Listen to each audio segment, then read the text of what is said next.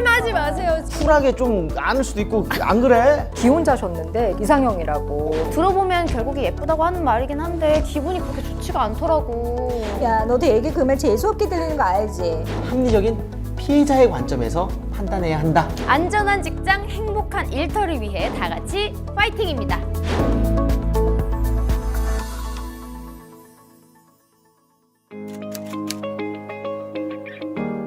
직장 내 성희롱이라. 그거 1년에 한 번씩 받아야 하는 의무교육 아니에요? 매번 들어도 잘 모르겠어요. 재미가 없어서 그런가? 그래도 들으니까 안 듣는 것보단 나은 것 같던데. 변화된 점이요? 아직 뚜렷하게는 모르겠는데 그대로인 것 같아요. 듣고 나서 뭐 문제가 발생하면 어떻게 대처해야 하지 하는 생각은 했었던 것 같아요. 예전에는 몰랐는데 그래도 요즘에는 말을 하는 편이더라고요. 불미스러운 일이 주변에 그렇게 많은 줄 몰랐어요. 제가 생각을 해봤는데요. 이렇게 개선이 안 되는 이유는 솔직히 소통 문제 아닐까요? 저희 회사는 까라면 까는 문화라 윗분들과는 소통 단절입니다. 아무래도 좀 경직되어 있죠. 위축되기도 하고. 그래서 개선이 안 되는 건 아닐까요? 안녕하세요. 저는 1일 MC를 맡은 레이디 제인입니다. 인트로에서 실제 직장인들의 직장 내 성희롱에 대한 생각을 잠깐 들어봤는데 어떠셨나요? 여러분은 공감을 하고 계신가요? 여러분께 여쭤보고 싶습니다. 직장 내 성희롱에 대한 생각이 어떠신지. 오늘은요, 직장 내 성희롱 예방에 초점을 맞춰서 직장 내 성희롱 근절을 위한 방안들을 보다 허심탄회하게 나눠보는 시간을 가져보겠습니다. 다양한 측면에서 얘기를 풀어주실 두 패널분들을 소개해드릴게요. 관계 전문가 김지윤 소장님과 노동법의 달인 이주영 노무사님, 어서 오세요. 안녕하세요. 한 분씩 소개 부탁드릴까요? 야근 약사에게 노동법은 노무사에게 공인노무사 이주영입니다. 반갑습니다. 네, 안녕하세요. 예, 관계 전문가 김지윤입니다. 반갑습니다. 두 분 잘 지내셨죠? 너무 오랜만입니다. 요즘에 노무사님은 유튜버로 그렇게 또 활약을 하고 계시고. 예. 유튜버 종로노무사 TV 구독과 좋아요 부탁드리겠습니다. 구독자가 얼마나 되죠? 지금 한 26,000명 정도 오. 됐습니다. 열심히 하고 있습니다. 네, 축하드립니다. 네. 소장님은 어떻게 요즘 근황이 어떻게 되세요? 계속해서 요즘에 이제 온라인 강의가 많아져가지고 예, 이제 사람 말고 예, 카메라만 보고 얘기하는 거 예, 이런 거에 대해서 점점점 익숙해져 가고 있습니다. 그리고 아무래도 관계 전문가시다 보니까 이런 성희롱에 관련된 강연이나 강의도 많이 하시잖아요. 그 소통, 의사소통 이런 걸로 이제 기업에서 강의를 많이 하다가 중간에 약간 성희롱에 대한 요청이 되게 많았어요. 네. 그래서 현장에서 좀 이런 필요들이 많이 있었고 그 다음에 조금 더 이렇게 좀 접점 있게 네. 많이 좀 얘기해 주시기를 원하셔서 피부를 좀 많이 느끼는 편이에요. 네, 요즘 그리고 또 이슈도 예전에 비해서 훨씬 많아졌잖아요. 네, 강렬해졌죠. 어떻게 노무사님은 조금 느끼시나요? 직장 내 성희롱 관련된 상담들이 많이 오고 있어요. 실제로 글도 많이 남겨주시고 지금 20, 30대 MZ 세대들 자기 의사 표현 잘하고 그런 세대라고 하잖아요. 하지만 실제로 이런 경험을 당하게 되면 어떻게 대처해야 될지 몰라요. 이게 그 개인에게도 문제지만 회사에도 큰 손실이 될 수 있거든요. 그래서 직장 내 성희롱 예방 교육이 꼭 필요한 겁니다. 제가 느끼기에는 그 성희롱을 당하는 순간부터 그 사실은 피해자가 어느 정도는 위축이 되거든요. 맞아요. 그 당했다는 사실만으로도. 네. 그래서 그런 것들을 조금 알리거나 누군가에게 상담을 하는 것도 어려움을 많이 겪지 않을까 싶은데요. 피해자가 이렇게 자기가 그런 일을 당했을 때 뭔가 얘기할 수 없는 게 사회적 분위기라는 것도 굉장히 중요하잖아요. 맞아요. 그러니까 결국에 이제 성희롱 예방 교육이라는 게 참 직장 내에만 국한되는 게 아니고 또 직장에 놓여 있는 사회적인 배경의 어떤 분위기도 바뀌는 게 굉장히 중요하기 때문에 네. 이렇게 모두가 들어야 하는 굉장히 중요한 어떤 예방 교육이자 예, 그런 내용인 것 같습니다. 그러면 저희가 이제 자세하게 사례를 통해서 이야기를 나눠볼 텐데요. 사례를 하나 제가 준비를 했어요. 저를 조금 도와주셔야 됩니다. 네, 연기네요. 그렇죠. 연기력이 좀 필요합니다. 20대 남성분의 사연입니다. 입사한 지 얼마 안 된 어느 날 50대 부장님과 함께 점심 식사를 하며 생긴 일입니다. 자네 참 싹싹하고 성실하니 좋네. 올해 나이가 군대 갔다 오고 바로 복학해서 입사한 거라 26입니다. 전역하진 얼마 안 돼서 그런가? 자세가 아주 좋아. 굿이야 굿. 나 때는 말이야 그 군기가 10년은 갔었다고. 앞으로도 좋은 모습 보여주게. 처음에는 이렇게 칭찬이 오고 가며 분위기가 아주 좋았습니다. 그런데 근데 요즘에 이렇게 이뻐해주고 싶어도 함부로 할 수가 없더라고. 눈치가 보여가지고. 뭐 얼마 전에 그 기사 난 거 보니까 부장이 반갑다고 인턴 한 번 아는 걸로 성희롱으로 신고당하고 그러더만. 반가워서 어른이 인사 좀 한 거 가지고 에휴 그 사람 잘못 걸렸어. 들어보니 얼마 전 모 회사 부장님이 출근길에 인턴 직원에게 인사를 하며 포옹을 했고 그 인턴 직원이 성희롱으로 부장님을 신고했다는 이야기였습니다. 근데 이건 내가 들어도 명백한 성희롱이 맞는데? 그게 뭐가 그렇게 기분 나쁘다고 신고까지 해. 가만 보면 요즘 애들은 진짜 나보다 더 막혔다니까. 쿨하게 좀 안을 수도 있고 안 그래? 괜히 문제나 만들고 말이야. 연기를 너무 잘하셔. 일이 그렇게 더럽나? 나 때는 그런 거 신경 쓸 겨를이 없었어. 애들 크는 것도 못 봤다고. 와, 라떼 그 자체시네요, 진짜. 좋은 분위기를 망치고 싶진 않았지만 아무리 부장님이라고 해도 잘못된 말씀을 하시는데 참을 수가 없었습니다. 근데요, 부장님. 그거는 당연히 기분 나쁜 행동이라고 저는 생각합니다. 그렇게 말씀하시는 건 좀 상대방 기분 좀 나쁘고요. 그리고 수치심이 들었다면 그 성희롱이 좀 맞죠. 아니 뭐야? 수치심이 들면 다 성희롱인가? 그럼 자네가 나한테 이러는 것도 나에게 수치심인데 이것도 성희롱이겠네? 성희롱이겠어? 나원 참 기가 막혀서 뭔 말을 못하겠네. 에이. 부장님께서는 그렇게 말씀하시고 먼저 일어나셨습니다. 그런 일이 있고 나서 계속 기분이 다운되는데요. 그래도 어른인데 제가 너무 말대꾸를 한 걸까요? 제가 못할 말을 한 건 아니지 않나요? 까마득히 높은 부장님이랑 불편해져서 회사 생활이 너무 괴롭습니다. 이런 사연이었어요. 근데 너무 이해가 됩니다. 이거는 사실 그냥 뭐 내가 팩트를 지적했다 아니다를 떠나서 어쨌든 이 수직 관계 안에 있잖아요. 그럼요. 그렇다 보니까 이 지금 사연 보내신 남성분처럼 이렇게 용기를 내서 이런 발언을 할 수 있는 사람 굉장히 적을걸요? 쉽지 않죠. 네, 쉽지 않죠. 기업 내에서 직장 상사에게 부장님 그 말은 좀 위험합니다.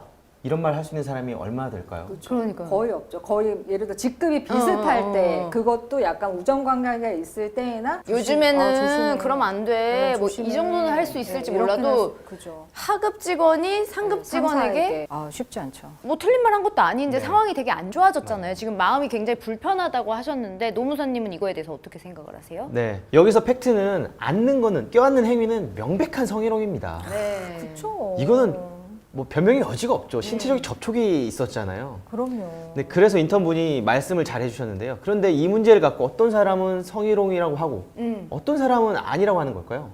아까 이제 우리 사연에 그런 얘기가 있었어요. 반가워서 어른이 인사한 거 가지고 뭘 그러냐. 근데 이 어른이라는 게 이제 기성세대를 의미하는 말이겠죠, 아무래도. 그렇죠. 그리고 우리 때는 그렇게 반가우면 이렇게 얼싸. 얼싸 어이야 둥둥. 우리가 강강술래 민족인데 이제 이런 게 이제 있으시겠죠. 예. 우리가 무슨 프랑스도 아니고 만나서 반갑다고 뭐 볼키스하고 네. 이러지 않잖아요. 그리고 뭐 딱 한 번 그 실수를 가지고 너무 반가운 나머지 약간 오버하는 나도 실수를 모르게 뭐 예. 안 왔는데 예. 너무 그렇다 야박하다 네. 뭐 이런 식으로. 예. 부장님은 일단 그런 입장이신 것 같아요. 네. 참, 네. 그분들 자체가 이제 그 계속해서 일을 하셨던 세대나 이런 때는 성희롱이란 말 자체도 참 없었잖아요. 없었죠. 네. 옛날에는. 네, 그리고 그게 무슨 일인지에 대해서 전혀 이제 인지되지 못하셨기 그쵸. 때문에 막 너무나 많은 것들이 문화 충격으로 이제 그쵸. 다가오시니까 적극적으로 내가 더 배워야 되겠다 막 이런 게 이제 없으시면은 굉장히 너무 그런 거 자체가 이제 부당하다. 우리가 오히려 당한다. 예전엔 아니랬는데 우리의 요즘에는 우리의 진심을 너네가 너무 각박하게 오해하고 있다. 그러면 뭐 말도 하지 말고 살아야 되냐, 뭐 벽보고 회사 다니냐, 막 이러면서 이제 고충을 토로하시는데 어쨌든 누군가가 불편하다는 것은 불편하다는 일이 발생했다는 것이니까 또 우리 부장님도 이번 기회에 저희 영상을 보시고 참 배우셔야 할 것 같습니다. 근데 사실 이 성희롱에 관련된 문제들은 예전에 됐지만 지금은 안 돼라는 문제는 아니잖아요. 네, 그래서 좋든 싫든 어쨌든 그 시대를 살아오셨던 역사가 있으니까 좀 이런 반응을 하실 수 있는 것 같은데, 근데 제가 경험해 보면 이게 성별의 문제는 아닌 것 같아요. 네. 예를 들어 저는 어떤 일이 있었냐면요, 제 또래보다 조금 더 여성분이었는데 저한테 이제 강의 의뢰를 하시면서 이 강의를 들으시는 분은 굉장히 저희 회사의 고객이 중요한 분들이시기 때문에 강사님께서 오셔서 스킨십도 해주시고 사진도 찍어주시고 사인도 해주시고 예를 예를 들어서 이제 그 고객들이 사진을 찍을 때 뭐 팔짱을 낀달지 이렇게 어깨 동무를 하면서 할 때 이런 거에 대해서 오픈 마인드로 이렇게 서비스를 제가 지금까지 기업 강의를 하면서 그렇게까지 화가 많이 났었던 적은 없었어요. 극대노. 네, 정말 극대노를 제가 그런 것은 없는 것으로 정리를 했지만 이게 만약에 회사 내에서 일어나는 일이라고 하고 만약에 자기 상급자가 여성일 때에도 충분히 일어날 수 있는 일이고 참 그쵸. 힘든 일이죠. 그러면 이게 뭐 남녀가 비단 남녀의 문제라기보다는 어떻게 보면은 세대 간의 갈등 네, 또 이런 개인의 식으로 문제. 좀 접근을 해봤을 네. 때 이거를 어떻게 좀 좁힐 수가 있을까요? 50대와 20대 세대만 봐도 굉장히 거리가 멀죠. 멀잖아요. 그래서 말인데 이 중간에 브릿지 역할을 해줄 수 있는 사람, 차장, 과장급 있다면 어떨까요? 그러면 둘의 거리가 훨씬 더 가까워질 수도 있거든요. 약간 중간에서 중재자 역할을 그렇죠. 하는 거죠. 네, 좀 부드럽게. 네.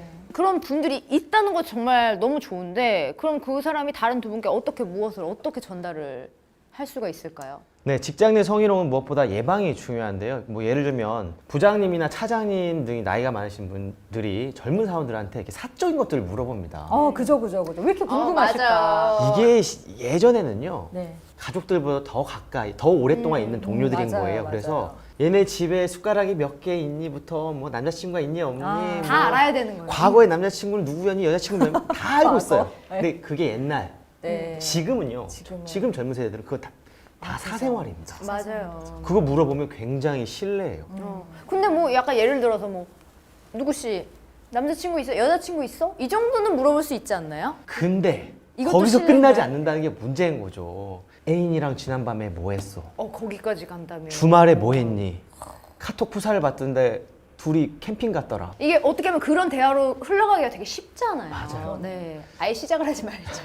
그럼 이걸 어떻게 조금 그 중간 관리자급의 중간 중재자가 그렇죠. 어떻게 조금 이거를 해결을 해줄 수가 있을까요? 그 중간급이니까 웬만큼 회사 생활 다 해봤잖아요. 네. 그래서 우리 세대 그 윗세대들의 성향도 알고 하니까 그에 맞춰서 어느 정도 선은 지켜달라. 그 선을 알려줘야 됩니다. 그분들은 그 선을 몰라요.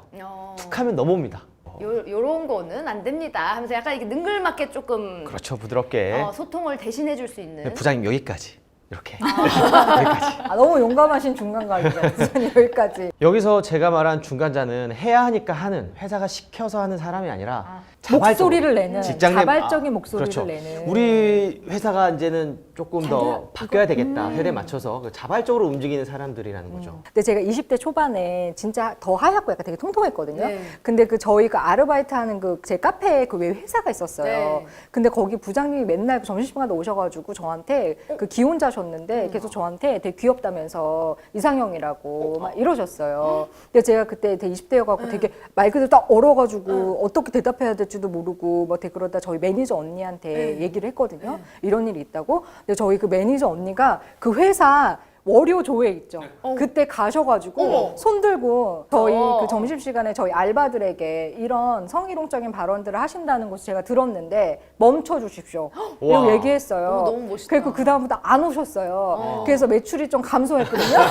매출이 되게 감소했는데 딱 중간에서 탁 쳐서 얘기를 해주시니까 맞아요. 누가 시켜서 한 것도 아니었고 그 매니저님이 안 했어도 상관없는 거. 그냥 못 들은 한 길에 듣고 한 길에 흘려. 뭐 대답하지 마. 이럴 수도 뭘 있었지만. 그런 걸 신경 쓰고 그래. 네. 그냥 어른이 하는 예. 농담인데. 그리고 또 일기 알바에 그렇지. 이 얘기를 그렇게 딱 해주셔서 저 그다음부터 굉장히 편하게 편하게 일했던 경험이 지금 너무 또 딱 생각이 나네요. 멋진 어른을 네. 만나셨네요. 그리고 제가 한번 그런 경험을 당하니까 저도 다른 후배가 만약에 그런 일 당할 때 맞아요. 이렇게 탁 하게 되지 않고 저에게 훌륭한 어른이 있었듯이 저도 잠깐만 그래서 그거를 무슨 일이 있었다고 한 번은 더 이렇게 돌아보게 되고 맞아요. 이런 좀 선순환이 시간을 흘러서도 일어나는 것 같아요. 맞습니다. 네, 중간 관리자가 그런 역할을 해준다면 좋은 롤 모델이 되는 거죠. 네. 네. 저희가 지금까지 이렇게 브릿지 역할을 하는 분들의 역할이 굉장히 중요하다고 얘기를 나누고 있는데 다음은요, 이 브릿지 역할을 하고 계신 분이 또 사연을 보내주셨어요. 저희가 사연을 함께 또 만나보겠습니다. 저는 12년 차 직장인입니다. 제가 처음 입사했을 때만 해도 회사의 규모가 그렇게 크지 않았는데 다들 책임감을 가지고 성실히 일하다 보니 회사도 쭉쭉 성장하게 됐습니다. 그러면서 회사를 향한 저의 마음도 커져갔는데요. 그러던 어느 날 불안한 소식을 접하게 되었습니다. 옆 회사에서 직장 내 성희롱 사건이 발생했는데 그 일로 회사 이미지가 급격히 추락하면서 매출에 큰 타격을 입게 됐고 유능했던 직원들을 여럿 잃는 모습을 보게 되었습니다. 아, 이런 일로도 회사와 직원들을 잃을 수도 있겠구나 걱정이 밀려왔습니다. 회사에서 성희롱 예방 교육을 하고 있지만 저 개인적으로도 주변에 혹시 어려움에 처한 사람들은 없는지 주의를 기울여야겠다는 생각에 직원들에게 좀 편하게 얘기 좀 해봐 라고 했는데요. 돌아오는 말은 네 라는 대답뿐이었습니다. 생각해보면 저도 상급자에게 어려운 점은 없냐 편하게 얘기해라 하는 얘기를 종종 들었지만 진짜로 편하게 얘기했다가 괜히 제 이미지가 안 좋게 비춰지고 업무에도 영향을 미칠까봐 말하지 않았던 때가 있었더라고요. 얼마 전에도 한 직원이 혼자 밥을 먹고 싶어 하는 것 같았는데 부장님께서 계속 거기가 맛집이냐 나도 같이 가자 이런 모습을 보면서 중간에서 많이 답답했지만 저도 끼어들기가 쉽지 않았습니다. 상급자분들께 따로 조심스럽게 이야기를 꺼내도 자꾸 농담처럼 넘어가시고 밑에 직원들은 아무 말도 안 하는데 어째 저 혼자만 애가 타는 것 같습니다 라는 사연이에요. 브릿지 역할을 해주시는 분들이 그 역할 자체가 중요하지만 사실은 한계도 있을 것 같아요. 이 사연만 봐도 이 조직 내에서 자유롭게 발언한다는 거 조금 어렵지 않나요? 대부분의 대기업들 또 오래된 기업들 뭐 남성이 많은 그런 기업들은 경직된 문화로 되어 있습니다. 함부로 상급자한테 이런 말을 하기가 쉽지 않죠. 그럼요. 큰일 날까봐. 지금 주변 사람들이 이 분위기가 받쳐주지 못해. 이러면 너무 답답할 것 같아요. 그럼요. 그 대표님이 적극적으로 조직 문화를 개선해줘야 되고요. 맞아요. 옆에서 중간 관리자나 신입사원 얘기하는 말을 다 듣고 이해하고 수용할 수 있는 태도 그럼요. 대표님이 보여주셔야 맞아요. 그 밑에 중간 관리자들도 다 수용하고 그 맞습니다. 의사소통이라는 게 거기서부터 시작하는 거거든요. 맞아요. 더군다나 사업주는 직장 내 성희롱 예방 및 조치에 힘써야 할 의무가 있습니다. 네. 직장 내 성희롱 조치를 잘하지 못할 경우에 과태료를 물을 수도 있고요. 그러니까 이런 불미스러운 사고가 발생하기 전에 소통하는 조직 문화를 만드는 것이 중요합니다. 요즘은 또 그리고 스타트업 기업들이 많잖아요. 근데 그런 기업들은 이 작다 보니까 규모가 그 대표님이 곧 그 회사의 정체성이 되는 경우가 많더라고요. 그렇죠. 그렇다 보니까 이 대표님들 지금 이 방송을 보고 계신 대표님들도 어떻게 보면 그 본인의 어떤 막중한 책임감을 가지고 내가 이런 식으로 소통하고 이런 식으로 인지해야겠구나를 조금 많이 알아두시면 도움이 될 것 같습니다. 그럼 이 대표님들은 어떻게 소통을 해야 될까요? 근데 저도 진짜 다녀보면은 진짜 이게 정말 확실한 게 있더라고요. 회사의 어떤 규모에 상관없이 딱 대표, 딱 그 회사의 딱 최고 경영자가 이 문제에 대해서 자기가 딱 굉장히 민감하게 딱 반응하는 회사는 절대로 그 밑에서 어떤 문제가 더 많이 일어날 수가 없어요. 근데 이제 대표가 묵인하고 자기 자체가 그거에 대해서 이제 뭐 전혀 뭐 반응하지 않고 뭐 과태료 이게 이런 게 있어 그냥 이런 식으로 하면은 이제 너무 어려워요 밑에 사람들이. 근데 대표 하나가 딱 자기의 어떤 주관을 확실히 하고 이거에 대해서 우리 회사는 정말 청정 지역을 만들겠다. 그렇죠. 그리고 이렇게 딱 의지를 발하면은 굉장히 좋죠. 근데 이제 그러기 위해서는 우리가 또 인간이니까 장치들이 있으면 확실히 도움이 되는 것 같아요. 예를 들면 예를 들면 뭐 고충 상담소를 만든달지 그런 채널들을 계속 좋죠. 이제 가동시키는 거죠. 그러니까 이게 뭐 무용지물이에요 해봤자 별로야 하지만 우리가 그렇잖아요. 뭔가 사람이 아주 큰 자율권만을 다 줬을 때보다 뭔가 딱 장치가 걸리면 그쵸. 조금 더 하게 되고 한 번 더 필터링하게 되고 조심하게 되고 이런 것들이 있죠. 그러니까 좀 공식적으로 회사에서 그런 채널들을 돌리는 거는 진짜 이제 많이 도움이 돼요. 그래서 뭐 우리 회사는 뭐 성희롱이 없는 회사입니다. 뭐 이런 캐치프레이즈 같은 거라도 계속 걸어주시고 뭐 성희롱 고충 상담은 뭐 이곳에 뭐 이런 식으로 회사가 이 문제에 대해서 관심을 가지고 있고 우리는 이거에 대해서 청정 지역을 만들 거라라는 어떤 CEO의 경영 철학 이런 것들을 잘 표현해 주시고 그거에 대한 어떤 채널들을 뭐 회사 홈페이지랄지 뭐 이런 걸 통해서 계속해서 표현해 주는 것 자체가 저는 굉장히 중요하다고 생각해요. 그럼요. 그게 은연중에 무의식 중에 네. 조직원들의 그런 생각에 또 네. 영향을 많이 미치게 그럼요. 되겠죠. 건전한 회식 문화를 정착하는 것도 정말 중요할 것 같아요. 사실 직장 내 성희롱이 제일 많이 발생할 때가 바로 회식입니다. 그놈 술이 문제입니다. 술. 술은 마셨지만 기억이 나지 않는다. 술에 기대해서 고백을 한다. 이젠 안 통합니다. 고백을 하다니요. 생각만 해도 끔찍해. 진짜 술 먹고 고백하는 분들이 굉장히 많아요. 싫어. 그거는 회사 그러니까 아니어도 싫어. 그냥도 싫어요. 그냥도 하지 마세요, 제발. 네. 피해를 당한 사람이 성적 수치심을 느꼈다면 그거는 명백하게 직장 내 성희롱이 맞으니까요. 네. 맞아요. 그럼 이제 회식 문화를 좀 건전하게 바꿀 수 있는 방법은 어떤 게 있을까요? 뭐 단체로 뮤지컬을 그쵸. 보러 간다든지 요즘에는 또 그렇게 많이 예, 하더라고요. 영화도 보러 가기도 하고요. 점심 회식을 하기도 합니다. 맞아요. 그리고 이제 그래서- 회식을 해도 예전처럼 다 모이는 게 아니고 맞아요. 요렇게 뭐 3명, 그렇죠. 뭐 조그맣게 4명, 됐습니다. 약간 요렇게 소수로 이제 모여서 잠깐 이제 밥 먹고 맞아요. 헤어지고 너무 좋아요. 앞으로도 이렇게 좀 이런 분위기가 계속 이어질 것이라고 좀 보여져요. 단체 회식은 좀 많이 없어지지 않을까 해서 봅니다. 진짜 바뀌어야 돼요, 회식 문화는. 네. 이렇게 조금씩 바꿔 나가면서 우리 문화도 이제 소통하는 문화로 조금씩 바꿔 나가는 게 무엇보다 중요하지 않을까 그런 생각도 듭니다. 근데 사실 이렇게 문화를 조금씩 바꿔가자, 만들어 가자라고 해도 실제 이 구성원들, 직원들의 생각이나 뭐 행동, 인식이 거기에 맞지 않으면 이게 뭐 무용지물이 될 수 있거든요. 결국에는 이 직원들의 인식도 함께 변화된 우리 모두가 함께 만들어가는 소통하는 문화가 되어야 할 것 같다는 생각이 듭니다. 자, 다음 또 사연이 도착했네요. 다음은 새내기 직장인의 사연인데요. 어떤 사연인지 한번 만나볼게요. 안녕하세요. 저는 새내기 직장인입니다. 오랜 시간 취업 준비를 해서 바라던 직장에 드디어 합격! 첫 출근 날 엄청 설렜던 기억이 아직도 납니다. 그런데 그 설렘과 함께 예상하지 못했던 큰 문제가 찾아왔습니다. 이야기 많이 들었어요. 이력서 사진 보고 궁금했는데 실물이 훨씬 예쁘시네요. 그건 바로 첫 출근부터 들어야 했던 외모 평가. 회사에서 본격적으로 제 능력을 펼쳐보기도 전에 저는 이미 외모만으로 평가를 받게 됐습니다. 그런데요, 그건 시작에 불과했습니다. 이후 저는 계속해서 외모에 대한 이야기를 들어야 했으니까요. 제인 씨는 친구들도 다 이렇게 이쁜가? 재인 씨 너무 말랐어. 밥 좀 많이 먹어. 내가 사줄까? 아, 이건 그 잘못한 건데 그 이쁘니까 봐줄게. 얼굴도 예쁜데 일도 잘하네. 못하는 게 뭐야? 처음에는 칭찬해 주시는 거겠지. 그래, 좋게 생각하자 하며 웃어 넘겼습니다. 그런데 시간이 지날수록 놀림을 받는 것처럼 기분이 나쁘고 계속 외모가 신경 쓰이기도 하고 일에 집중할 수가 없더라고요. 그래서 친구들을 만나 하소연을 했습니다. 아, 자꾸 내 외모하고 연결시켜서 말을 해. 들어보면 결국에 예쁘다고 하는 말이긴 한데 기분이 그렇게 좋지가 않더라고. 야, 너도 얘기 그 말 재수없게 들리는 거 알지? 야. 꼭 예쁜 것들이 더하더라. 그래? 근데 아무리 그래도 그건 좀 아닌 것 같은데. 직장이잖아. 왜 사람을 외모로 평가하는 거지? 왜 그렇게 아무렇지도 않고 칭찬으로 받아들여야 하는 걸까?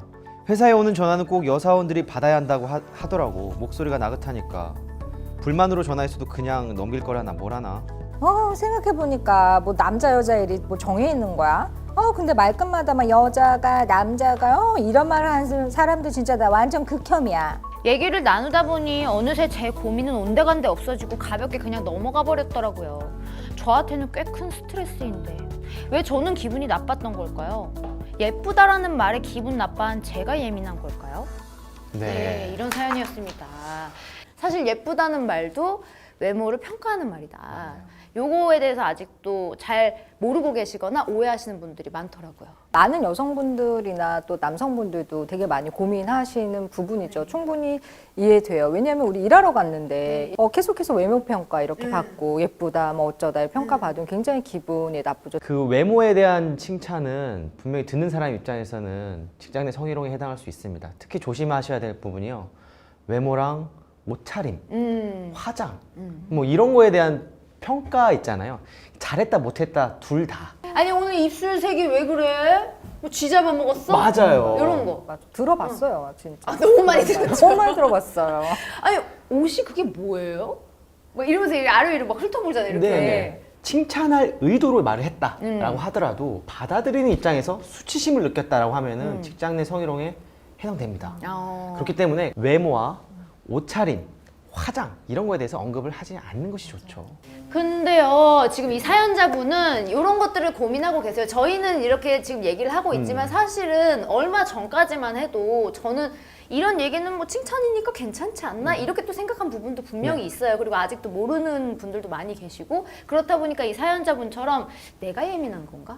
내가 조금 별난 맞아. 건가? 내가 오바하나? 네. 이렇게 생각하시는 분들도 여전히 많거든요. 사연자님이 예민하신 것이 전혀 아니고요. 네. 기분이 나쁘셨던 건 네. 성인지 감수성 때문에 그렇게 아. 느낀 거예요. 성인지 감수성이요. 네, 성인지 감수성이란 네. 성별 간의 불균형에 대한 이해와 지식을 갖춰 일상생활 속에서의 성차별적 요소를 감지해내는 민감성, 즉 능력입니다. 이게 뭐 쉽게 말하자면 남자는 이래야 해, 여자는 이래야 해라는 어떤 그런 고정관념에서 비롯된 맞습니다. 그런 잘못된 오해. 그럼 본인이 나는 성인지 감수성이 어느 정도 되나 이런 걸 어떻게 알 수 있을까요? 그 성인지 감수성을 테스트해 볼 수 있도록 고용노동부에서 네.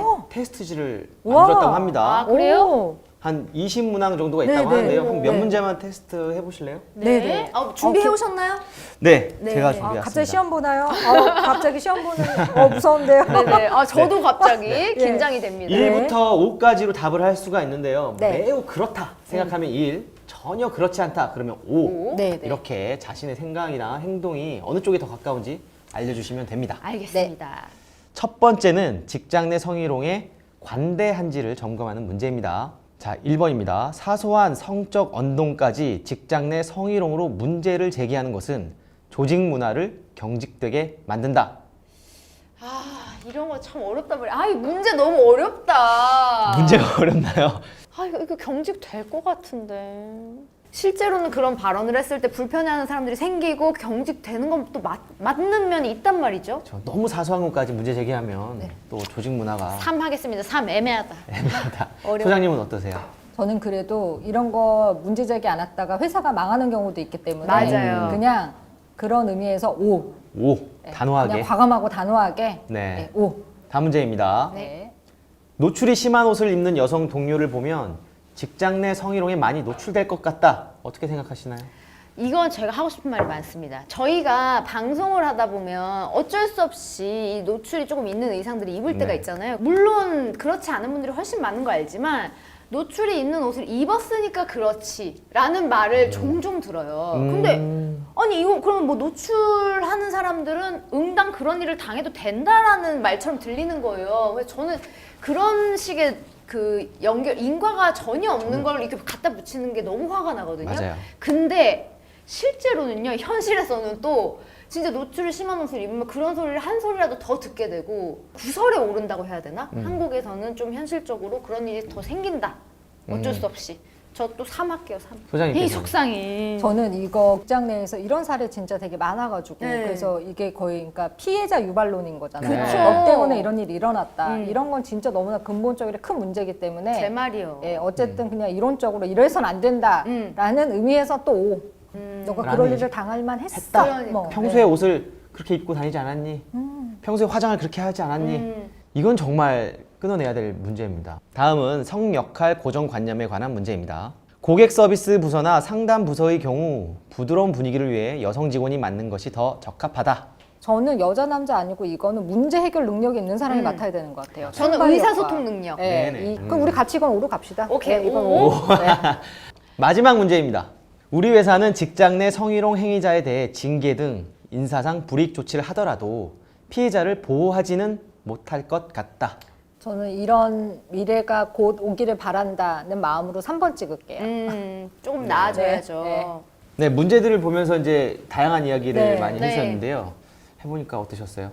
헷갈리는 거 많았어요. 그리고 이게 그러니까요. 문제가 단순하지 않고 굉장히 좀 다면적으로 네. 생각해야 될 것들이 좀 많이 있네요. 그렇죠. 근데 이걸 테스트를 또 해보니까 네. 약간 제 안에서도 정립이 안 됐던 어떤 문제들에 대해서 테스트를 하면서 좀 정리가 되는 네, 부분도 네. 확실히 있는 것 같아서 네. 요거를 조금 한번 해보시는 것도 도움이 될 것 같아요. 네, 크게 세 부분으로 나눠서 질문을 2개씩 드렸는데요. 모두 5점에 가까울수록 성인지 감수성이 높다고 생각해 주시면 됩니다. 성인지 감수성이 중요한 이유는 직장 내 성희롱을 판단함에 있어 피해자가 성적 굴욕감 또는 혐오감을 느꼈는가가 성립 요건이지만 사실 이건 굉장히 주관적인 감정이잖아요. 네. 그래서 다 다릅니다. 그래서 이를 누구의 관점에서 판단하느냐가 굉장히 중요합니다. 최근 대법원에서 판결이 난 게 있는데요. 이 합리적인 관점이라는 게 뭐냐면은 통상적인 일반인의 관점이 아니라 합리적인 피해자의 관점에서 판단해야 한다라고 했습니다. 되게 멋진 얘기고 중요한 얘기네요. 네.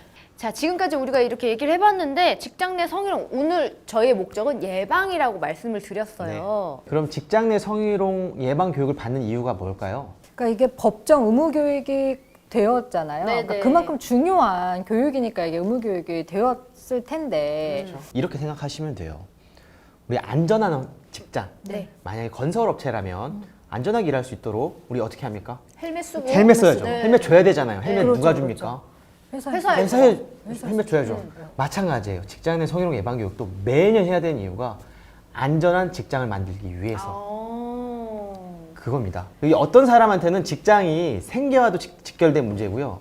좀 살짝 부풀리면 인생의 절반 그 이상을 보내는 거예요. 아, 당연하죠. 집보다도 더 긴 네네. 시간을 겨울에 보내잖아요. 보내는 야근하는 경우에는 그냥 거의 그렇죠. 회사에서 오히려 더 그렇죠. 오래 있고 집에 들렸다 집에는 오는데요. 잠만 자고. 네. 응. 그 공간이 나에게 안전하지 않은 환경, 나한테 위협을 가한 사람들이 많은 환경이라면 그 어떻겠어요? 마음이 불안하고 뭐가 신경 쓰이고 이러면 정작 일도 안 되고. 일 안 됩니다. 사는 게 지옥이죠. 그렇죠. 근데 이렇게 직장 내 성희롱 예방 교육을 단단히 했는데도 불구하고 발생을 했을 때는 대체 어떻게 해야 될까요? 다음은 이런 일이 생겼을 때 어떻게 해야 될지 모르겠어요 라고 이렇게 도움을 요청하신 분의 사연이 도착을 했는데요. 얘기를 한번 들어볼게요. 안녕하세요. 저는 IT 회사에서 일하고 있는 입사 6개월 차 신입입니다. 고민이 있어 이렇게 나오게 되었습니다. 저희는 회사 특성상 남자의 비율이 높습니다.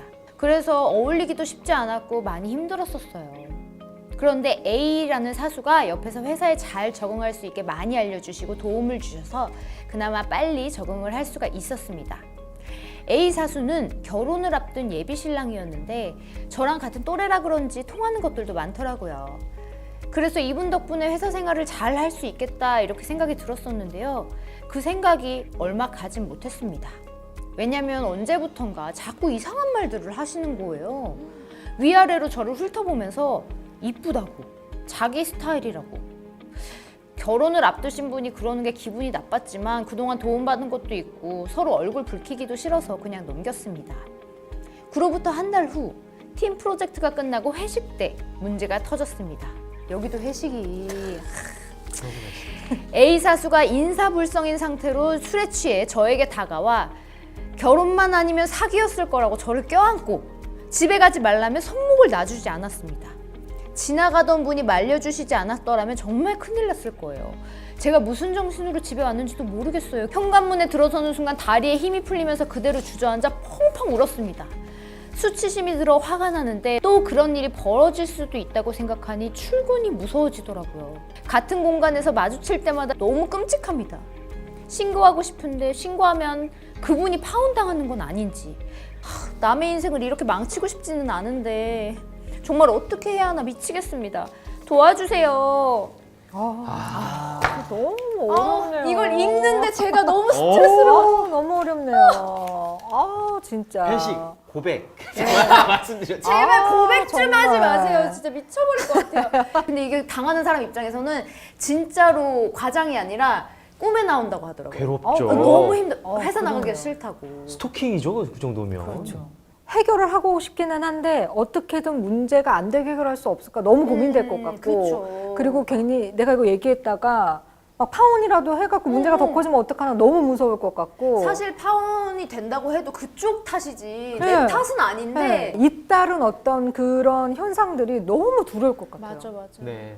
이게 이제 아까 말씀하신 사연 중에 회사의 대처가 문제인 거예요. 그 조직에서. 계속 고백을 하는 그 친구한테 이거는 직장 내 성희롱이니까 하지 마라고 해야 되는데 받아줘. 그만하면서 이게 받아줘. 이거는 정말 이 회사의 조직 문화가 엉망진창인 거죠. 직장 내 맞아요. 성희롱 예방 교육을 받지 않는 회사인 거죠. 예를 들어 뭐 부장님급이 한 분이 이제 그만해 누구씨. 회사에서 계속 뭐 하는 거야. 한마디만 딱 해도 이제 그렇죠. 정리가 될 문제인데. 자꾸 그렇게 하면 인사팀에 신고할 거야. 이렇게 했어야 되는데. 근데 오늘 이 사연은 약간 비밀스럽게 일어난다는데 그 심각성이 더 있는 것 맞아요. 같아요. 이건 약간 공론화된 차라리 거라면 이게 나을 네. 수도 있어요. 이거는 어떻게 보면. 사수로서 일을 막 가르쳐 주다가 갑자기 고백하고 막 굉장히 심각한 상황이 된 거잖아요. 그러니까 이 면은 어떻게 네. 보면 고마운 면이 또 네. 있는 분인 거잖아요. 네. 그거 어떻게 해야 돼요, 이런 분들? 그렇다 하더라도 이분은 인사팀에 신고를 하셔야 됩니다. 왜냐하면 인사팀에서는 비밀 유지 의무가 있기 때문에 아주 비밀스럽게 직장 내 네. 성희롱을 조사할 수도 있습니다. 근데 노무사님 이건 회식 때 있었던 일이잖아요. 네. 그러면 회사 내에서 발생한 일이라고 볼 수 없는 건가요? 어떻게 되는 건가요? 그렇지 않습니다. 아까 제가 말씀드렸다시피 직장 내 성희롱은 회식 장소에서 제일 많이 벌어집니다. 그렇기 때문에 직장 외라고 하더라도 전부 다 그 직장의 성희롱이 아닌 게 아니라 직장 내 성희롱으로 다 들어옵니다. 뭔가 또 따로 뭔가 만나는 기회를 만들어서 이런 비슷한 일이 발생했다. 그건 어떻게 되나요? 그것도 직장 내 성희롱이죠. 아. 왜냐면 장소적인 거는 그렇게 중요하진 않습니다. 관계가 훨씬 중요한 거군요. 그렇죠. 먼저 직장 내 성희롱이란 어떤 것인지 짚고 넘어가야 할 것 같아요. 네. 네, 직장 내 성희롱을 정의하고 있는 법은 남녀 고용평등과 일 가정 양립 지원에 관한 법률입니다. 줄여서 남녀 고평법이라고 합니다. 남녀 고평법. 네. 직장 내 성희롱이란 사업주, 상급자 또는 근로자가 직장 내 지위를 이용하거나 업무와 관련하여 다른 근로자에게 성적 언동 등으로 성적 굴욕감 또는 혐오감을 느끼게 하거나 성적 언동 또는 그 밖의 요구 등에 따르지 아니하였다는 이유로 근로조건 및 고용에서 불이익을 주는 것을 말한다라고 명시되어 있습니다. 그렇다면요, 이 직장의 성희롱 유형에는 또 구체적으로 어떤 것들이 있는지 한번 짚어주시면 좋을 것 같아요. 네, 해당 사연에서는요, 껴안고 손목을 잡는 행위, 신체적 성희롱이고요. 그쵸. 수위를 넘는다 그러면 형법상 강제추행이 들어갈 수도 있죠. 그렇죠. 이렇게 만졌으니까. 네, 그렇죠. 범죄죠, 그거는. 네. 이쁘다, 내 스타일이다. 어, 이거는 이제 언어적 성희롱에 언어적. 해당하고요. 아까 막 이렇게 누나를 뭐 이렇게 훑어보고. 위아래로 훑어보는 거 시각적 성희롱에 해당합니다. 네, 기타 성희롱 행위가 있는데요. 예를 들면 성적 요구에 불응하는 것을 이유로 채용 또는 근로 조건을 불리하게 하는 경우도 해당하고요. 퇴폐적인 술집에서 회식을 강요하는 것. 이런 상상만 해요. 싫어요. 정말 싫어요. 애매한 경우인데 애매한 경우가 있죠. 명확히 누가 봐도 이건 성희롱이다 하는 부분 또 혹시 있을까요? 애매한 경우지만 확실하게 성희롱인 경우 뭐 이런 것들도 좀 있죠. 근데 예를 들면 어떤 직원이 상사의 명령으로 컴퓨터를 조작하다가 상사가 파일 위치를 알려줬는데 거기 들어갔더니 뭐 음란물이 좀 있었어요. 직박불인가요? 직박. 막 이상한 걸 들어. 네. 이런 것들도 이제 직장 내 성희롱에 해당하는 잘못 거죠. 알려준 건데 네, 그런 어쨌든 것도 내가 해당하죠, 그걸 보게 그거죠. 됐으니까. 아니 그 직박불이를 왜 회사 거기다 왜 둡니까? 가해자분들이 생각하시는 건 나는 절대 그럴 의도가 아니었다라고 말씀들을 하시거든요. 맞아요. 그렇다 하더라도 피해자 중심이 중요하거든요. 네. 피해자가 성적 굴욕감 또는 네. 혐오감을 느꼈다면 네. 성희롱이 맞습니다. 그래서 가해자, 행위자의 성희롱 의도가 있었는지는 중요하지 않고요. 피해자 관점이 기준돼서 판단해야 합니다. 오늘 들었던 말씀 중에 저는 이 말이 가장 좀 뇌리에 남네요. 피해자의 관점에서 항상 생각하고 판단해야 된다. 네, 맞습니다. 네. 그러면 좀 헷갈리는 게 또 듣다 보니까 생각나는데 예를 들어 아직 입사하지 않았어요. 네. 면접을 보는데 면접관한테 만약에 성희롱을 당했다. 네. 이렇게 뭐 이쁜이가 들어오면 아주 회사가 화사해지겠어. 아우. 뭐 이런 식으로. 뭐 이런 식으로 만약에 성희롱을 근데 당했다. 엄밀히 말하면 아직 내 직장은 아니죠. 내 네. 상사는 아니에요. 이런 것도 성희롱으로 볼 수 애매할 수 있나요? 있죠. 네. 왜냐하면 직장 내 성희롱인데 네, 내 직장이 직장이 아니- 아닌지 네네네. 안 들어왔으니까 네네. 그래도 성희롱에 아, 됩니다. 그래요. 취업할 의사를 가진 자도 근로자에 포함됩니다. 아, 남녀 고용평등법에 네네. 보호를 받아서 신고할 수 있습니다. 그렇군요. 그러면 그 직장 내 성희롱이 이제 보통은 언어로 많이 네. 이루어지기 때문에 굉장히 이제 애매하죠. 애매한데 이제 말로 하다가 실제로 육체적인 어떤 네. 접촉이 있었을 경우에는 더 데미지가 심각해진 클 수 거죠. 있을 예. 것 같아요. 이럴 땐 고소가 가능한가요? 육체적 성희롱 사안에 따라서 형법상 강제추행죄나 업무상 위력에 의한 추행죄 이런 거에도 해당될 수도 있습니다. 무게가 확실히 법적으로는 더 네, 무거워지는 그렇죠. 이 강제추행죄도 점점 좀 넓어지고 있어요. 옛날에는 좀 정말로 성적인 의도로 만졌을 때만 추행죄로 처벌하고 그랬는데 지금은 좀 더 넓혀서 처벌을 더 강화하고 있는 추세입니다. 네, 그렇군요. 그럼 우리 지금 이 사연 주신 분께서 정말 어떻게 해야 될지 저희한테 도움을 요청을 하셨는데 어떻게 조언을 드리면 좀 좋을까요? 뭐 사실 참 문제의 사이즈가 참 또 크고 네. 많이 어떤 부분들이 고민되시는지 알 것 같아요. 그래서 참 신고할지 말지는 본인의 선택이시겠지만 저는 그 노무사님이 아까 좀 말씀해 주셨던 네. 조용히라도 가서 얘기를 해야 한다. 고충 상담실에. 네, 그 부분에 대해서 저는 말씀하셨으면 좋겠다는 생각이 좀 듭니다. 네, 왜냐하면 이 정도 스트레스면 회사를 다니기가 굉장히 좀 어려우시잖아요. 예, 그리고 저는 좀 그런 생각이 들어요. 그러니까 결국 성희롱 예방 교육은 우리가 피해자한테 너가 더 목소리를 내라고 하는 교육이라기보다 결국에 듣다 보면 주변인들이 그런 일을 우리 회사에서 누군가 그런 일을 당했다면 네. 주변인들이 방관자가 되지 않고 함께 목소리를 내는 게 얼마나 중요한지에 대한 교육이라는 생각이 점점 해를 거듭할수록 좀 들거든요. 네. 그래서 좀 주변 사람들이 회사의 문화 자체가 그런 일이 생겼을 때 모두가 다 목소리를 같이 그렇게 낼 수 있다면 정말 이런 경우에 정말 고민 없이 신고하실 수 있을 것 같아요. 그럼요. 이 사연자의 잘못이 전혀 없잖아요. 내가 이거 분란 만드는 거 아닌가? 이렇게 생각하면은 아무것도 못해요. 맞습니다. 본인이 좀 용기를 내셔서 바꾸려고 노력을 해보시면 어떨지 저도 개인적으로 그렇게 조금 말씀을 드리고 싶네요. 네. 네. 출근하는 게 무섭다고 하셨잖아요. 아까 사연자님께서. 같은 공간에 있는 게 정말 끔찍할 거예요. 그 실제로 그런 걸 겪으신 분들은요. 벌벌벌 떨린다고 하더라고요. 그럼요. 이름만 들어도 막 네, 손이 벌벌벌 떨린다고 해요. 신고하고 분리든 뭐든 조치를 받으셨으면 좋겠습니다. 사업주에는 그 분리 조치 의무가 있거든요. 네. 이건 사연자님의 잘못이 전혀 아닙니다. 신고를 원하시면 사업주나 고충상담원에게 신고를 하시면 되는데요. 사업주는 직장 내 성희롱 발생 시 조치를 할 의무가 있습니다. 이행하지 않거나 잘못 이행을 하게 되면 과태료를 부과해야 하고요. 네. 그러니까 걱정하지 마시고 꼭 신고하십시오. 근데 만약에 직장 내 성희롱이 발생했는데요. 사업주가 가해자인 경우도 있잖아요. 종종 있죠. 그죠? 소규모 기업. 그 총체적인 책임을 져야 그러면 그걸 하는 누가 처벌해요? 사업주가 어떻게- 가해자예요. 이러면 어떻게 돼요? 남녀고용평등법 제12조 제39조 제1항을 보면 사업주가 직장 내 성희롱을 하는 경우에는 네. 1,000만 원 이하의 과태료를 부과한다고 명시되어 있습니다. 아. 그러니까 법에서 사업주의 책임이 크다고 판단하고 적지 않은 금액의 과태료로 주의를 주는 거죠. 그러면 이걸 신고하고 나서요. 그 처리 절차는 어떻게 되는 건가요? 궁금해요. 네네. 먼저 알아두고 가야 할 게 있습니다. 직장 내 성희롱 해결의 원칙인데요. 피해자 중심으로 신속하고 공정하게 피해자 및 행위자의 인권을 보호하며 해결해야 한다는 원칙이 있습니다. 이 점 참고해 주시고요. 처리 절차에 대해서 말씀드릴게요. 사실 이 부분은 사업장에 따라서 처리 절차와 조치 기준, 고충 상담 및 구제 절차 등이 조금씩 달라져서 해당 내용은 사업장에 맞게 별도로 꼭 교육해 주셔야 하는데요. 네. 오늘은 대략적으로 어떻게 진행되는지 흐름 위주로 이렇게 네네네. 말씀드리겠습니다. 먼저 접수 및 상담 단계입니다. 직장 내 성희롱을 당한 피해자나 목격한 사람 누구나 신고할 수 있습니다. 그렇게 접수가 되면 상담이 진행되는데요. 회사 내에서 정한 고충 상담원과 상담을 하게 됩니다. 그러면 그 고충 상담원은 피해자가 좀 믿을 수 있는 사람이 되는 거죠? 예, 맞습니다. 성인지 감수성이 높고 직장 내 성희롱에 전문성이 있는 사람으로 신뢰할 수 있는 사람입니다. 회사에서 지정하는데 2차 피해를 막는 중요한 역할을 하기도 하죠. 네, 고충 상담원은 상담을 포함한 직장 내 성희롱 절차 전 과정에서 철저히 비밀이 유지될 것임을 피해자에게 고지하고 신고인 또한 비밀 유지의 의무가 있음을 반드시 알려야 합니다. 그런 다음에 상담을 진행하시면 됩니다. 상담 단계에서 사건에 대한 개요, 그리고 피해자의 요구 등을 파악하게 되면 피해자의 요구에 따라서 절차가 정해지는데 피해자 요구가 당사자 간 해결 모색의 경우에는 피신고인에게 요구를 전달하시면 됩니다. 만약 그 피신고인이 요구안을 받아들이지 않는다면 조정으로 돌입됩니다. 조정. 조정에서는 당사자들의 의견을 청취한 후 당사자들이 원하는 것을 파악하며 어떻게 해결할 것인지 방향을 잡습니다. 이후 해결 방안을 모색하고 합의를 도출하는 거죠. 근데 제가 만약에 피해자라면 합의보다는 이거 규정대로 처리하고 싶거든요. 그런 경우에는 어떻게 해야 되죠? 그럴 때는 피신고인에게 피해자의 요구를 전달하지 않고 바로 사실관계 조사를 하게 됩니다.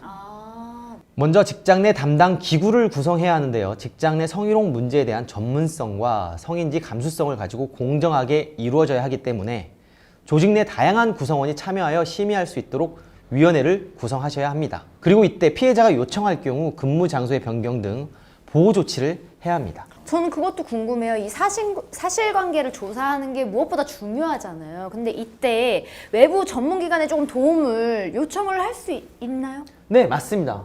사실관계를 조사할 때 외부 전문기관에게 자문을 받는 것 가능합니다.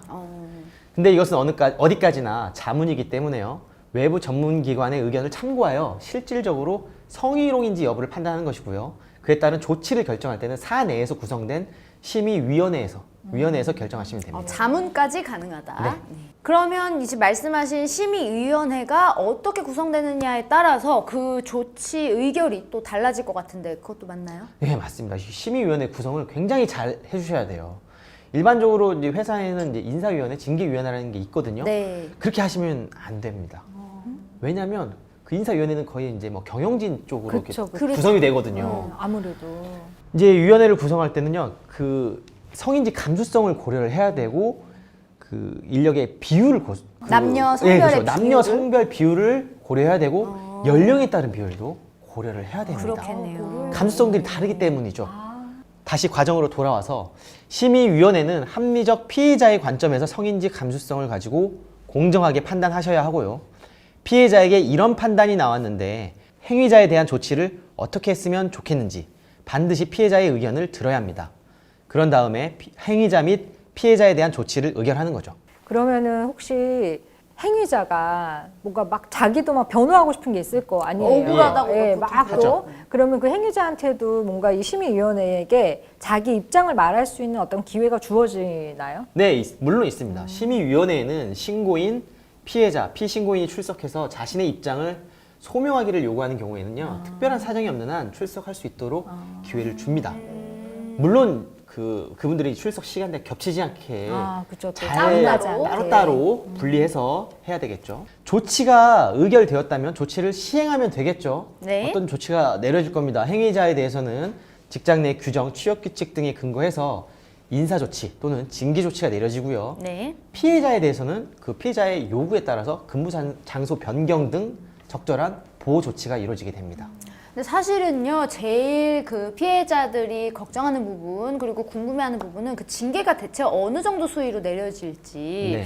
어느 정도, 어떤 기준으로 내려질지, 그런 것들이 궁금할 것 같거든요.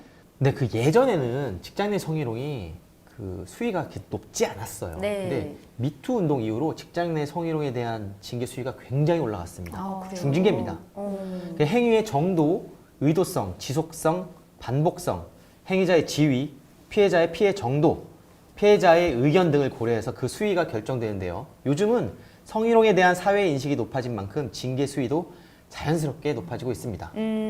회사마다 다를 테니까 어떠하다고 딱 말씀을 드리기는 좀 어렵겠지만 참고로 공무원 징계령에 따른 징계 양정 기준으로 본다면 부정 청탁과 직권 남용 등과 같은 징계 수준이네요. 무거워졌네요. 무겁습니다. 이렇게 네. 말씀해 주니까 딱 체감이 딱 그러게요. 오네요. 예전에 비하면 훨씬 네. 훨씬 높아졌다. 세졌습니다. 네. 네. 마지막으로 후속 조치가 있는데요. 다시는 이런 일이 발생하지 않도록 직장 내 성희롱 예방 교육을 실시하고 성희롱의 다른 피해는 없었는지 실태조사, 전수조사라고 하죠. 그렇죠. 하고 모니터링을 해야 합니다. 중요합니다. 네. 또 당연히 피해자에 대한 2차 피해는 없는지 피해자를 비롯한 행위자와 다른 구성원이 직장 생활을 하는 데 있어서 어려움은 없는지 지속적으로 모니터링하며 관리해야 합니다. 지금까지 이 직장 내에서의 구제 방법에 대해서 자세하게 얘기를 해주셨는데, 근데 만약에 정말 불가피하게 직장 내에서 이게 해결이 안 된다. 그럼 그럴 수 어떻게 해야 있죠. 될까요? 그런 경우가 생각보다 많죠. 많습니다. 네. 별거 아니라고 생각하는 회사들이 많거든요. 네. 이럴 때는요, 직장 외적으로 구제를 받는 방법이 있습니다. 고용노동청이나 국가인권위원회에 직장 내 성희롱 관련해서 진정을 넣을 수 있습니다. 네. 특히 익명으로 신고할 수 있는 방법이 있는데요. 바로 고용노동부 홈페이지를 이용하는 방법입니다. 실제로 짧은 치마 입고 출근하라, 뭐 화장을 진하게 해라 등의 발언을 일삼은 상사를 신고한 사건이 접수가 된 적이 있어요. 아, 그래요? 네, 신고인이 처벌을 원치 않고 그냥 재발 방지만 해달라 네. 이렇게 요청을 이렇게 남겼다고 해요. 그러니까 근로감독관님이 현장을 방문해서 사업주한테 직장 내 성희롱 예방 교육을 실시해라 라고 지도했던 사례가 있었습니다. 효과가 있네요. 예, 도움을 예. 받을 수 있고요. 네, 실질적인 그 도움이 있었네요. 네. 네. 그리고 이 밖에도 노동위원회에 신고하는 또 방법이 있다고 하는데요. 네, 맞습니다. 노동위원회에 신고하는 방법도 있습니다. 2022년 5월 19일부터 시행되는데요. 피해 근로자는 사업장 관할 지방 노동위원회에 시정을 신청하시면 됩니다. 네. 이번에 신설된 거라 좀 더 자세히 설명드릴게요. 노동위원회에 시정 신청서를 접수하면 조사와 신문 절차가 진행되고 신고 내용이 인정되면 사업주에게 불리한 행위 중지, 근로조건 개선 또는 적절한 배상 등으로 시정 명령을 할 수 있습니다. 이게 제재도 꽤 셉니다. 확정된 시정 명령을 이행하지 않으면 1억 원 이하의 과태료. 높아졌네요. 그죠. 엄청 세죠? 예, 예. 지금까지 들은 것 중에 과태료가 가장 가장 센 센 것 게 같아요. 1,000만 원대 단위였는데 그렇죠. 억으로 갑자기 바뀌었네요. 10배 네. 수준으로. 앞으로 좀 더 지켜봐야 할 것 같아요. 네, 오늘 참 많은 이야기들을 지금까지 쭉 나눠봤는데 저도 몰랐던 것에 대해서 많이 배웠습니다. 오늘 두 분 어떠셨어요? 직장 내 성희롱이 지금 많이들 이렇게 고정관념이 있으실 것 같아요. 나이 많은 남성 부장님, 신입 여성 직원. 물론 이런 케이스가 좀 많긴 하지만 이게 다는 아니고요. 반대 입장이 될 수도 있는 거죠? 생각보다 그 비율이 많습니다. 네. 여성 상사로부터 성희롱을 당하는 남성 부하 직원도 꽤 있습니다. 15% 정도 되고 있고요. 동성 간에도 많습니다. 그래요? 동성 간에도 많아요. 아, 그 생각을 또 못했네. 네네네. 남자끼리 그럴 수 있다고 생각하지만 그 남성 직원은 불쾌할 불쾌할 수 있죠. 있거든요. 그럼요. 성인지 감수성이 굉장히 떨어지는 거죠. 다양한 구성원들이 들어와서 그들의 역량을 발휘할 수 있도록 건전한 조직 문화를 만드는 것, 그게 바로 대표님들이 하실 일입니다. 네, 소장님은 또 어떠셨나요? 이거는 우리가 참 다 같이 계속 해결해 나가야 되는 문제구나 이런 네. 생각 참 많이 들었고요. 그리고 참 그래도 조금씩 뭔가 변화가 있다. 라는 생각이 좀 들긴 하는 것 네. 같아요. 그래서 또 오늘의 이런 교육도 좀 많은 분들이 들으셔가지고 우리가 함께 이렇게 더 뭔가 이런 일들이 일어나지 않고 우리 회사가 더 건강하게 네. 존재할 수 있도록 함께 해야 되겠다. 이런 좀 어떤 의식의 변화들이 더 많이 일어났으면 좋겠습니다. 네, 이 영상을 오늘 같이 시청한 여러분들께서도 당연히 뭐 나는 아니겠지 이렇게 생각하실지 모르겠으나 이 직장 내 성희롱이라는 게 대체 어떤 것인지 내가 그동안 얼마나 알고 있었는지 이렇게 체크해 본다는 의미에서 오늘 굉장히 의미 있는 시간이 아니었나 그런 생각이 듭니다. 안전한 직장, 행복한 일터를 위해 다 같이 파이팅입니다. 네, 지금까지 시청해주신 여러분 감사합니다. 감사합니다.